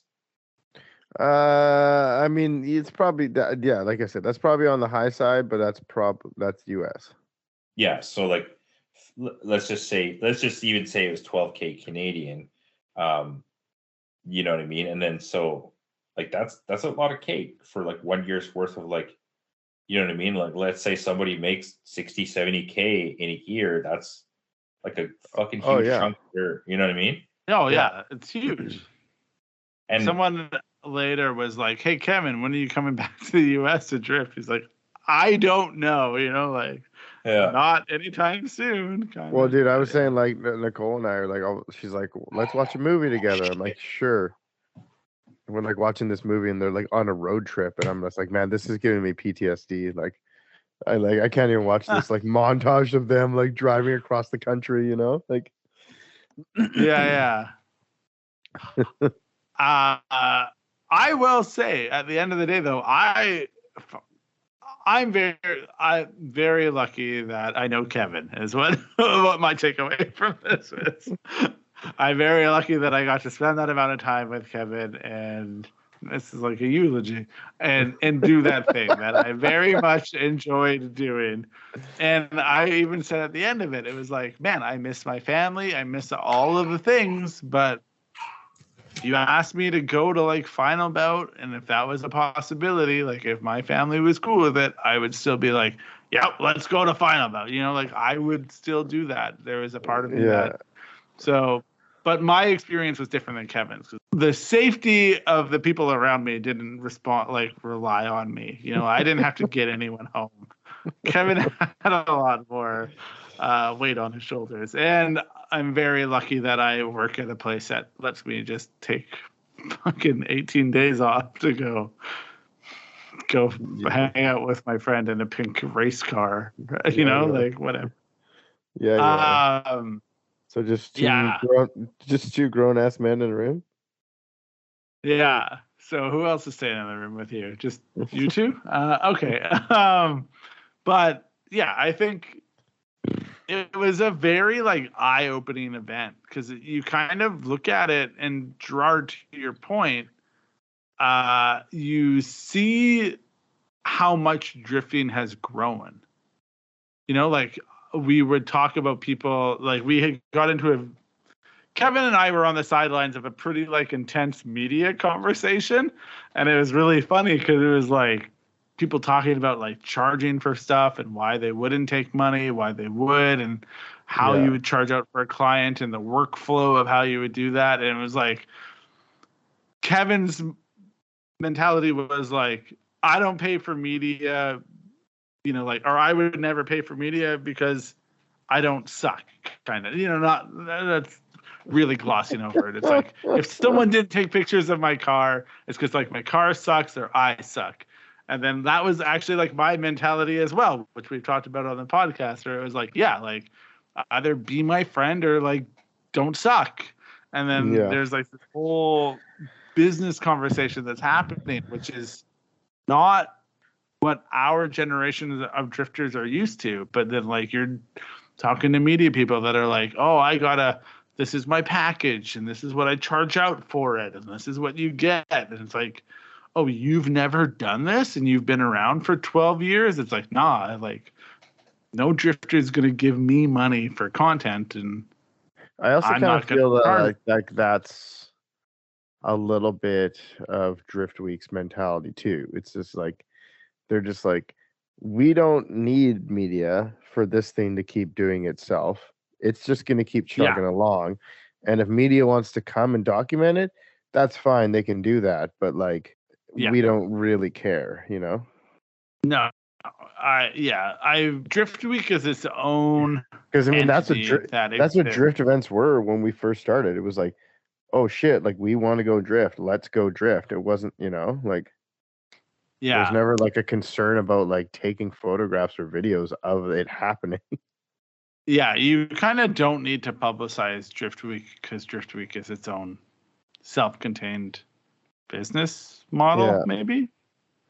Which, like, great for them. Like, it is. It was, you know, if all I have from this is just like the story of me and my pal Kevin, 18 days on the road.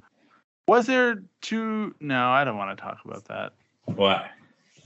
So it's a bunch of some of the dudes we were with were like, yeah. Well, no, it's not a money grab though. It's just like, isn't it? It's a pay to play though. I mean, yeah. I mean, if he wasn't making money, he wouldn't fucking do it. You know what I mean? For sure, he's probably making decent money. Yeah, I would imagine it's a business. That's it. You know, like Kevin and I had a conversation with a dude who was into skateboarding, who got into drifting, and talked about like what it meant in skateboarding when like business got involved, and how it devolved from that into like corporate greed.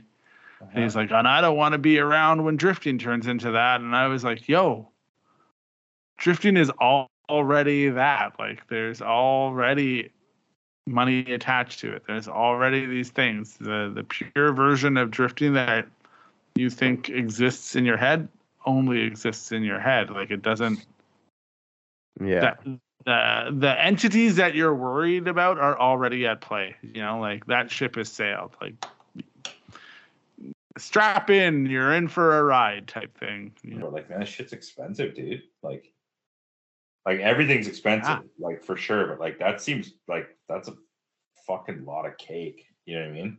But I mean, if you think about like driving around and like sleeping in a hotel essentially for 2 weeks. For 2 weeks, like, and then on top of that, like, go to more than 7 days worth of drift events. Yeah, no. I mean, I just I guess from my point of view, it's almost like I commend you for fucking even wanting to do that. Like you know what I mean? Like I couldn't fucking spend that much money. Even like as a company, I don't know if I'd want to spend that much money to go. Well, that was like the company didn't spend that much money. You know I know. That's what I'm saying. Like you yourself spent that money, and I was like, there's not a fucking chance I would spend that money on that, like personally. But that's different priorities, I guess. You know what I mean in life and. Yeah, like yeah. That's. I mean, that's the thing. I was like, I feel most of our listeners would align more with you than with me. If they had I don't know. That's, I mean, if you had, maybe that's its difference. It's just like I got less responsibilities, and that, you know what I mean. So then it's like I got thus more money to spend on stupid things, you know. Yeah, it's like slightly undeniable, but and like the same thing. It's like if I had a kid, I don't fucking think I'd be spending that money on that, you know. That seems like a really. I mean, there were a lot of dudes with kids that were on that. Yeah, we were with people that had kids that were on it that weren't doing it. Like that was a thing for me where I was like, honestly, like I left and I felt relatively bad about my choices. I love my daughter very much. Like not seeing her for 18 days is quite a bit. But then like I get there and there's like dudes that are like, yo, like I'm doing the same thing. And I was like, oh man, like. It is also weird to kind of like find your tribe in that part of it where it's like, oh yeah, we're all kind of like, but that's why the kind are of cool we thing. so fucking in this? I mean, that's the kind of thing that it's like it's really difficult to explain the level of like dedication and passion and fucking camaraderie and like whatever comes with this drifting community and like this drifting experience and like this bonding of men or whatever the fuck you want to call it. It's like male bondage. It's fucking nuts. Like guys will go to like unbelievable extremes of like hardship, you know, physical hardship, emotional hardship, type 2 fun. Yeah, like taxing your relationship, taxing your fucking life, taxing your bank account, like every possible detriment to your life. It feels like mountain climbing. Yeah. Or like not even like to have fun. It's just to say you can do it or did it or that you did it. Yeah. It's like that's. I mean, it's like some like mountain climbing shit or like. I feel like maybe you get a bunch of sweet stories to tell after too. Yeah, that's what I mean. It's the type 2 fun. It's like it's not fun then, but it's fun after, you know. Yeah, I knew that when we were in it that it was going to be great stories, Kevin. Like while we were living it, I think I said to him like, "This is going to be a really great story that we talk about for a long time." I feel like maybe that's like the evolution that I'm like maybe missing a bunch of that, or because I know like obviously when we were younger and like going to like Evergreen and stuff, that's exactly what it would have been, is like, oh, like everything for this event, we got to go and do this thing because it's so amazing and like it's the fun. It's literally the only thing I'm thinking about for like a week, 2 weeks, 3 weeks. But like I definitely don't have that drive anymore to do any of that. Like even drifting, like I want to go drifting and stuff, but like I don't like long for it as I used to or whatever, or like oh man, I definitely like the level of like dedication and passion that you have is and I have is definitely fucking not even close, probably. I'm gonna say a few things and maybe it'll be like shitty, but I apologize in advance. No, one, I'm almost envious of you that me you or have Kevin? that ability. Kevin or me? You. Oh, I've been with Kevin enough the last 18 days. I'm still envious of Kevin, but no, I'm envious of you to have that you've been able to okay, it's a two sides to every coin. yeah. I'm envious of you that you've been able to separate yourself from that and be like, oh, I don't have that drive anymore. I do wonder if that's a thing that comes with age. Don't mean that to be offensive. You are older, Not you have offensive, more responsibilities. Not offended whatsoever. Okay, perfect, great. But then Not on the offended. others, not offended. Good, of course you're not. Yeah, like when Kevin said he was doing this trip, and the idea of me not being able to go do it was like almost not torture, but like was really hard, like a hard pill for me to swallow. I was like, no, I got to go do this with Kevin. This is a big deal, like. But I admire the fact that you can be like, oh yeah, like I just don't have that drive anymore. And but then on the same token, it's like the other side of that coin is that, man, I get back and like my regular ass kind of like job life is not, like we are a generation of, I come from a generation of people where they were like, oh, do what you love with your life and you'll never work a day in your life type thing.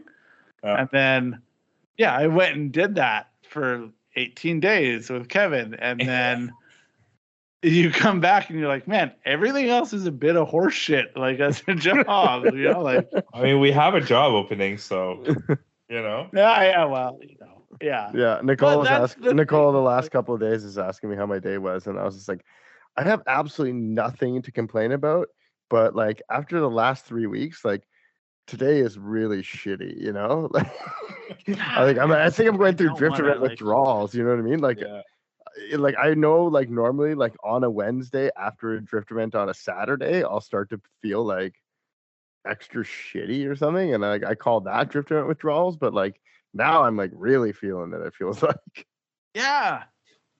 like I'm telling people shit about my life that like I know they don't care about, but I'm like, so I'm on the strip in the back of a pickup truck.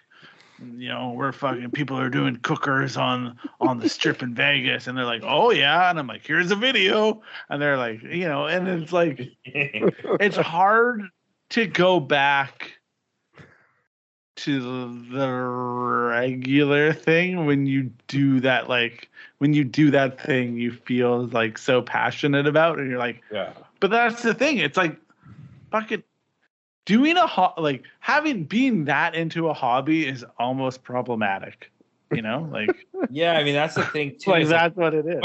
But get this, so it's not a hobby. Fucking consumes my life. Well, so for example, like Kevin, you're whatever 37 or whatever years old, 36, I don't know. You're like not quite middle age yet, but like, relatively successful middle-aged guy, whatever, right? But I feel like we're still in like the lower realm of things. You know what I mean? Like I mean, I'm older, but I'm like still sort of at the same level of you financially, except for like obviously like I have a family and a house and all this other shit, which like doesn't really have anything to do with this.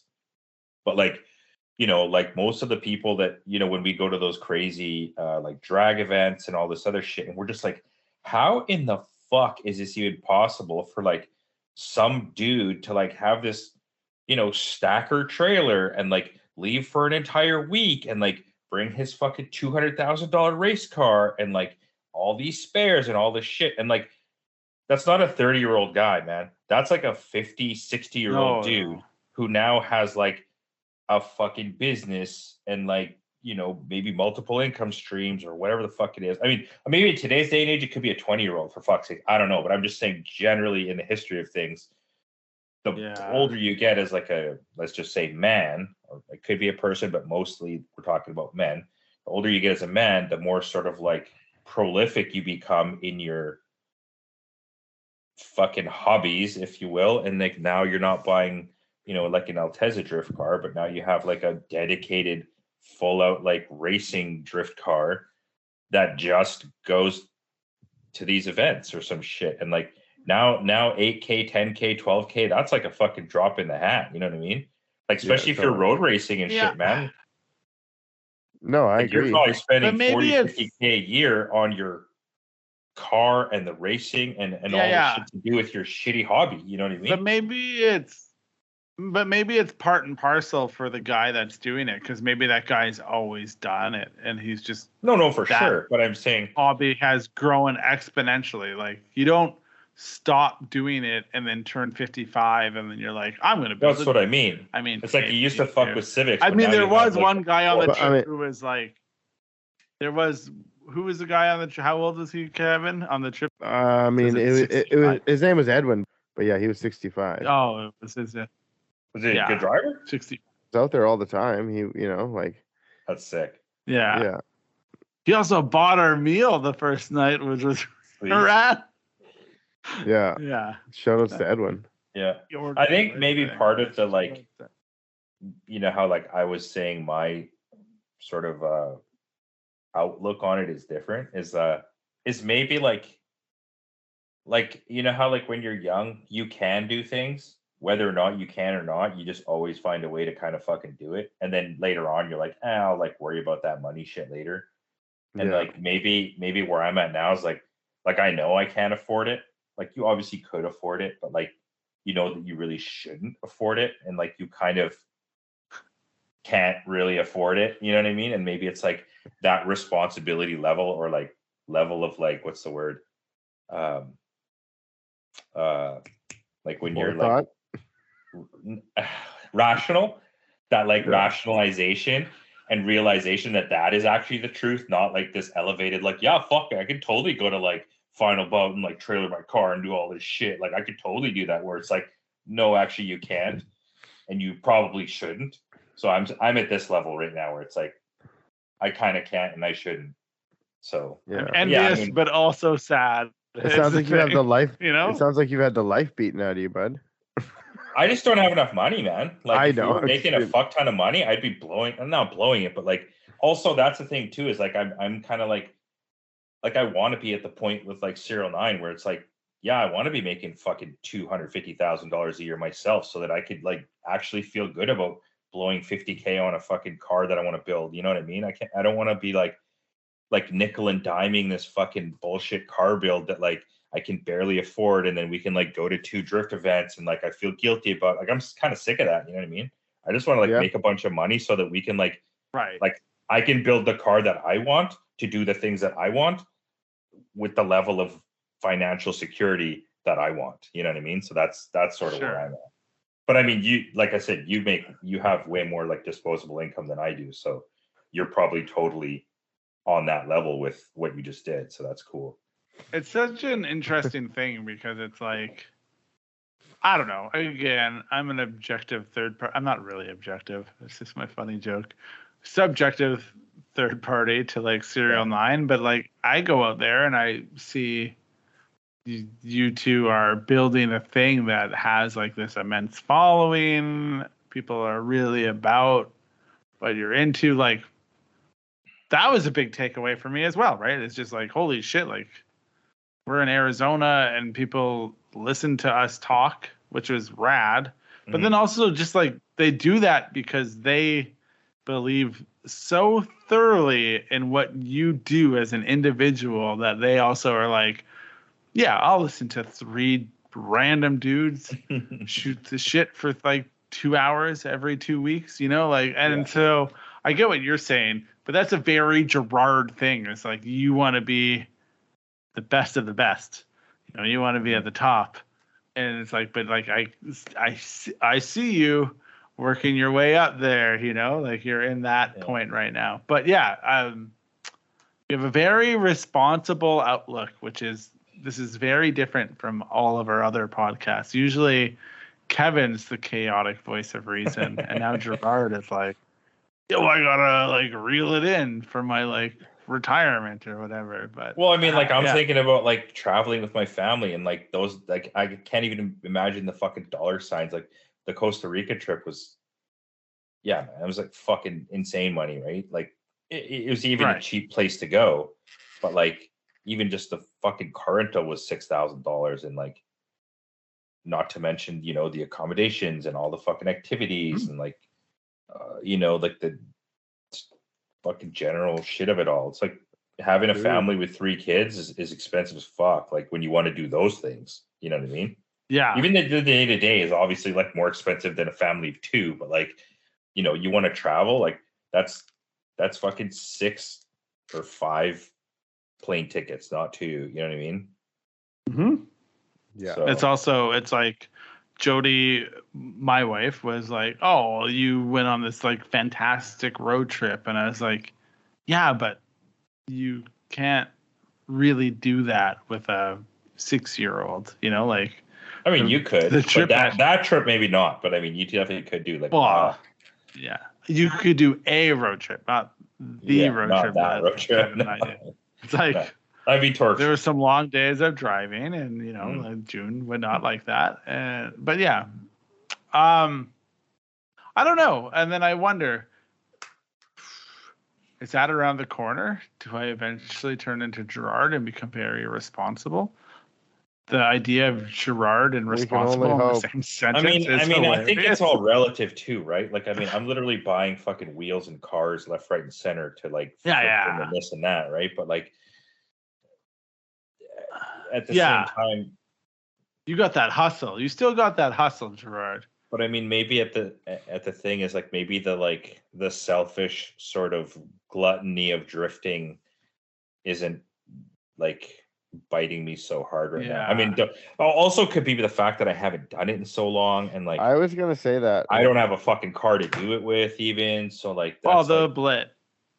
I will say, just on the record, anytime anyone sees a photo or whatever of the blit, they lose their shit. And the idea of all the BMW messages I get from you is upsetting because the blit is so fucking cool, but we haven't done like really realistically anything with it. I know. I agree. Yeah. I know. And I know we talk about it all the time. Final boat or what? Yeah, that was the other thing. So Ryan, are we going to final boat or what? Well, let me see. So yeah, what I was saying, I always talk to you about selling it and this and that, and it's like that's like a sort of perfect example. It's like the only reason I want to sell the Blit is to fund another car. Like if I had that money, or if the company had that money, that like just another fucking 30 grand laying around for another project car or whatever it may be, there's no way I would sell the Blit. I don't want to sell the Blit. I've fucking put my heart and soul into that stupid fucking thing. I bought it from a piece of shit, and I've literally spent I don't know how many goddamn hours making it the better piece of shit that it is now than when I bought it. Yeah. But like, I don't want to sell it. I like that car. It's cool. It serves a purpose in the like arsenal of SerialNine cars. It's like kind of more the most show worthy car. It's going to, if I get approved, it's going to Weekfest this year. You're getting approved. And it's going to be cool. And that's going to be something. They're going to be like, yeah, we approved this guy last year. He never even showed up. Like, don't waste your what a time. day. Yeah. But anyways, yeah. But like, I is do better want to than the 100. Than you building the 100. At this point, I think the Blit is better than you building the 100. For Weekfest? Or just for anything. Well, the Blit's kind of done. So like the Blit needs like 5 mods, and it's like a pretty fully sick car. Whereas like it's a fully sick car as it is right now. The 100 needs to be completely built from the ground up. Yeah, it's just anyway. I got a lot of thoughts. That's not what we're here for. But I get. Wait till the Blitz, like like in a month or two, it'll be good. Like I already like the Blitz. What am I waiting for? I already am. I'm in the corner slugging it out. I don't know, man. Like for me, maybe my standards is just like fucking just too high or something. Gerard's building 2 cars in the next month, apparently. He's doing it. Yeah. I wonder, maybe Gerard. Fuck, this is a weird reference, but I've had 2 beer that are strong. You're like way more than 2 beer. Yeah, 15% beers or something. Anyways, go on. Yeah. Maybe you're like Batman, and Kevin is like Bane from Christopher Nolan's The Dark Knight. And where are we going with this? Whereas, like, well, hear me out.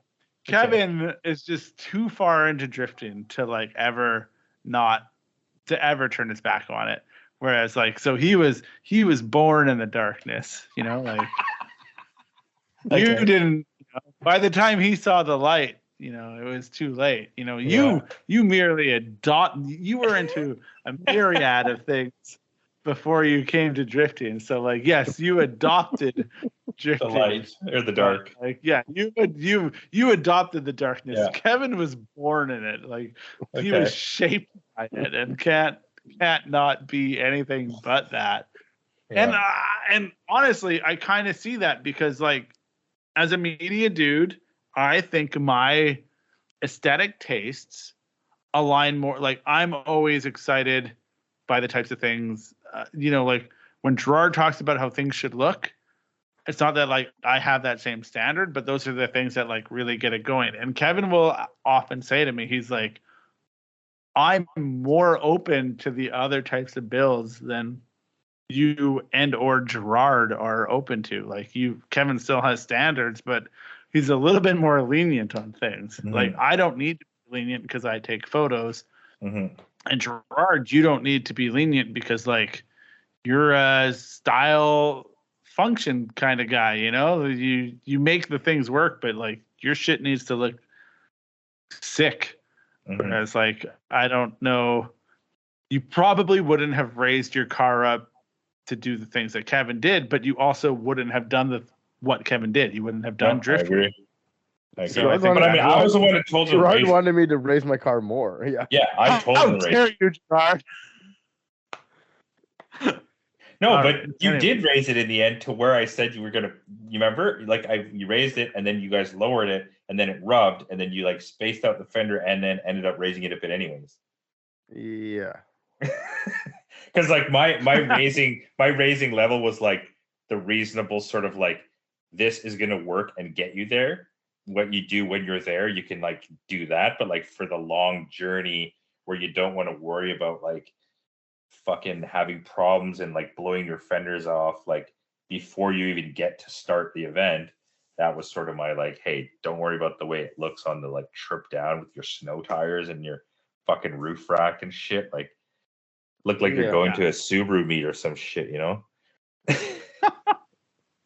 I wasn't willing to like deal with it when I got there, you know? I was just like, I was over it. You were already like, okay, so this actually goes into the next thing too, which is kind of great. Kevin dealt with the muffler. He put like you did that back and forth thing? Okay, yeah, which was like made the world of difference. I think that is like the us getting old, where it was like, oh, like this is. I mean, you could have just had the Neil muffler and like hit a switch instead of physically changing muffler. Yeah, it was like 2 bolts though. Yeah, okay. He did it. 2 bolts, jacking the car up, getting underneath it. But anyways, yeah. And again, like, man, I had never like. I know enough about cars, but like on that trip, I definitely felt very dumb. Like everyone else was like, "Oh, you brought this fucking Southern dandy with you or whatever that can't like do anything," and I was like, I can't do anything. That was more about the cardigan, really, but you know. Yeah. I did show our videos to someone. And I'm like, I'm probably the only dude in the car scene who like wears a cardigan. But yeah. I can guarantee you that's not true, but sure. Yeah, of course it isn't. I'm an archetype. There's another version of me out there doing the like, you know, not eating meat, wearing a cardigan, and drinking craft beer and hanging out with, you know, whatever. It doesn't matter. There's infinite versions of ourselves in the car scene. But we did have a conversation. It was like the ideal thing would have been to have 4 of us, and the roster of people that we chose, which I don't want to offend anyone that's listening, Alex, from respect, that to bring would have been Kevin to drive, Gerard as like the consultant, like the overseer of like what needs to be done, Eric as the doer to just like get shit done, and then me to do media. Like that would have been the actual like proper dream team. Like we would have probably saved Kevin a lot of stress. For everything. Yeah, but else. I mean, I don't know if you could add one more person or 10 more people. Obviously, like there's going to be less, Yeah. But like, yeah, you can't bring 4 people, and like we couldn't fit 4 people. No. Or, Yeah, we couldn't. But that was the thing. I feel like other people had a lot of people with them. But I mean, there's also like, it's kind of like that California trip that we took. There were definitely excess people on that trip that like just fucking tagged along. I mean, I want to say there's probably only really one, but like, they like kind of didn't have anything to do, and like they kind of like sort of could maybe kind of pay their way, and like, you know what I mean? And then they're just like, yo, I'll like take some fucking shitty photos of you or something, and like let me come along. And then there's like 2 of them, I think that's the type of people that went with those people versus quality people like you're saying, Eric or me or like you, for example. Shit, like there's probably just a bunch of like nobody people. Yeah, it's just it's the dream team, I guess, is that where it's like, because Kevin was very nice about it, but he was like, honestly, if Gerard was here, we would have solved this problem very early on. And I was like, yup, probably, because I'm just trying to figure out how to set up this flag over here. Anyway. Anyway. I don't know. Is there anything else to say about Drift Week? I don't know. I feel like we kind of I did have a question when I was when I went away. I was like, I think that I asked already, do you think it was worth it? Like the value to like what you like, was your experience worth it? Like not just financially, just like obviously just like there was a lot of other things like obviously I assume you're gonna say yes. Yeah, I mean, I would. Yeah, like I think I said this before, the same thing where it's like, all right, well, if like I could make my own drift week, would I change a bunch of things? Like, yeah, like I feel like if I could make my own drift week, it would just be maybe slightly less events. Like, like the one track that I really would want 2 days at was Horse Thief, which was only 1 day, which is unfortunate. And it's like, I kind of felt bad. It's like Ryan would be like, oh, it would be really cool if we could like you go see Tucson. And I'm like, yeah, it would be, but we're not. And he's like, oh, it'd be cool if we could go like Joshua Tree National Park or whatever. I'm like, because he's like, we're going right by it. And I'm like, yeah, that'd be cool, but we're not. I didn't realize though that it was like a turn. Like, I thought it was on the side of the road. Well, it's just like, this is like, there's, there wasn't really any time except for like, there was the 1 day in Vegas where they had the like off-road derby, which would have been fun, but same thing. It was like dude, I have the one car I have. Like I can't go buy another car and like, and we had to stay and wait for the steering rack. But like, and then and then yes, it's like it to me, if there was maybe more group activities and slightly less drifting, but like the whole reason is to be there is to drift. So. But okay, so how about like, for example, the camaraderie building aspect, which would have been the hanging out, and I mean obviously the drifting is as well, but like with drifting, it's kind of like it is a bit of like a hectic race. You know what I mean? Like you're like fixing your car and you're like getting ready to go out, and then you're going out. Yeah. It's not like you guys are just like fucking dilly-dallying, chilling out and like hanging out and having beers together. You know what I mean? It's like, that's when you're doing the thing. So what you're saying is like maybe there should have been a bit more like groupy, chilly, like let's all go to this place and like hang out. I'm just there could have been more of that, but but then also it just feels that like we're this is the first time that you're there. It's like, I'm sure if some random guy shows up to like the SerialNine drift event for the first time, I'm not gonna like roll out the red carpet or like invite him to come drink beers with us or something. You know what I mean? It's like, I'm gonna, you're like a noob. Exactly. I'm a noob to this scene, so I can't really expect too much.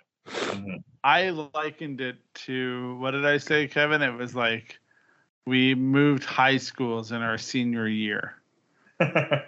Yeah. Like you're like, yeah, I was on the football team at my old high school, but you've already had tryouts and your quarterback's been chosen. Not that skill level, but I'm just saying, yeah, you're being dropped into the middle of episode 7 as a new character trying to make your way, and then as a +1 it becomes even more difficult. Okay, so there's the two sides to this. I did initially think we're gonna be great friends with everyone. I would even say, listen, I don't mean to toot my own horn, but when Kevin and I went to the Vegas thing, we were firing on all cylinders. We were just the most charismatic dudes out there, but it was, whatever. Not everybody was picking up what we were putting down. The Boise guys, I truly enjoyed hanging out with them and spending time with them and building that camaraderie with them.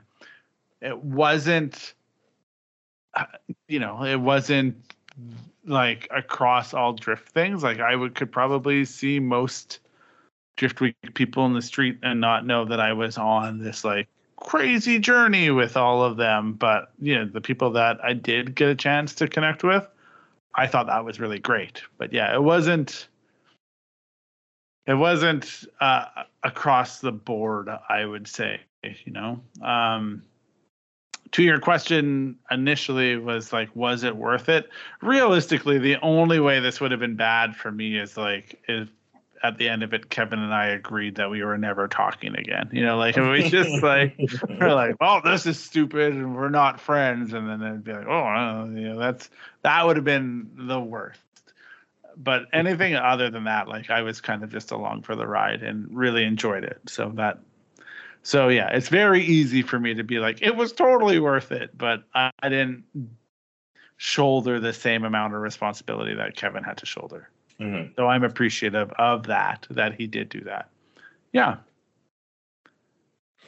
Seems like pretty crazy. Yeah, pretty monumental. Honestly, did you think you were going to do that on your own, before Ryan was going to come? Well, at that point, I didn't really have. Yeah, I was sort of because it seemed like you were sort of hell bent on going, regardless of who else was going. But do you think you could have done that on your own? It would have been more work, but not that much more work. Oh shit! No, that's not bad. I asked, but honestly, yeah, the points where I found it most critical was when I'd been driving for 6 hours, and I was sort of oh, I'm nodding off, and I need someone to talk to, I asked Kevin day 2 because I felt bad. I was did I take someone's seat that would be more useful than I am on this? And he kind of said yeah, and he kind of said I probably would have just begged someone to come with. At that point, if it wasn't you, I would have just found anyone to sit in that seat, which made me feel a bit better. Yeah, because I was gonna say for you to go, because did anybody travel farther than you? Mike brought he had his LS with a tent trailer and his dog and his girlfriend. That's so funny because there's probably no other car in the entire world that could fucking do that trip than a Celsior or an LS. You know what I mean? Yeah, to drive that far and drift and tow a trailer and fucking do burnouts and go drifting and then drive all the way back. That's insane. It's probably relatively stock, as far as powertrain wise. Yeah. Yeah, it was literally just. I think it was. It was completely stock powertrain except for the transmission. How about the Naoki aspect? The Naoki aspect was. It was cool. It was cool to see him there. It was cool to see us driving one-on-one. It was life, yeah. It was never the main draw for me though. Yeah. like I want to like I thought it'd be cool to get like a Drift Week sweatshirt or something or whatever, but they literally sold out day one because it was just like pandemonium because like there were so many people there to see Naoki and like Yeah. That's crazy, man. Man, Kevin almost was trying to get a skateboard with it on it, and which was cool. But it was also, as no matter how strict a track was, it seemed like they'd be like, "You guys can't do this," and then somebody would be like, "Naoki's going to do that," and he's like, "Naoki, you can do that. Nobody else can do that." Yeah, they're just like, yeah, he'll just do whatever he wants anyway. Well, I mean, like there was a time when he was banned from D1, man. He was fully banned from D1 because he was street drifting. And at the end of the day, Kevin, would you do it again? I would do it again, yeah.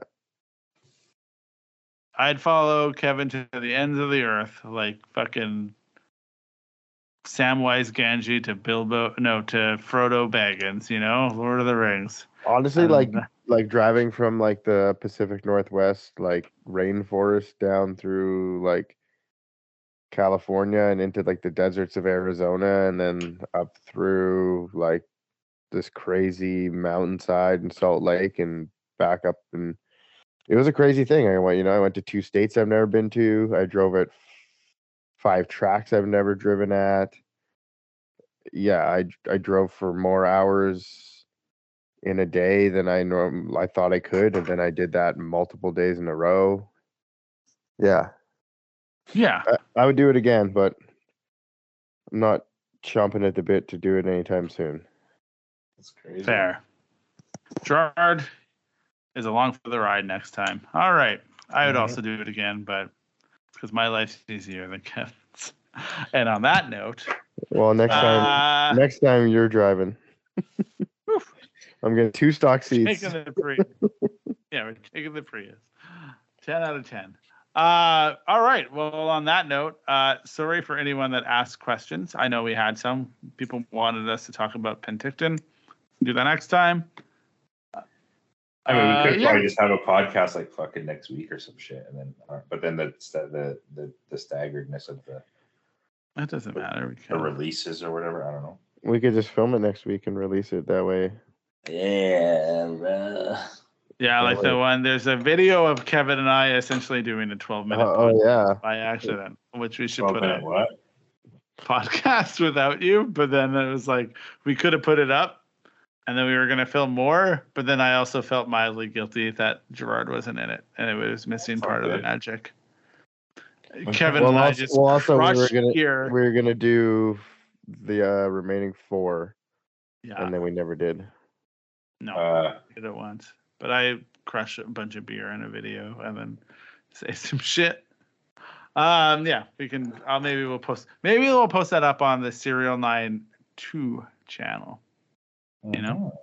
Anyway, well, I appreciate everyone that listens to this. This was one of my big takeaways from the trip. It's great. Thanks everyone who listens, and thanks to Kevin and Gerard for always doing it, putting their name on it. And sorry we took a break. Thank you for being a friend. Thank you everybody for listening. It does seem like you guys being on Drift Week and meeting more people that actually listen to the podcast. And I mean, even in the last sort of bit, me talking to other people, even since I've gotten into this BMW world, like even talking to some of those guys, they actually listen to the podcast. Like, I mean, they also cross over into the other world, but like, it's crazy to see other sort of basically random people that listen to the podcast. So that's like pretty cool. Thank you guys. Right on. Yeah. Good. We did it. We're back doing podcasts. All right. Thanks everyone. Peace out. Check you on the flip side. Bye. Bye.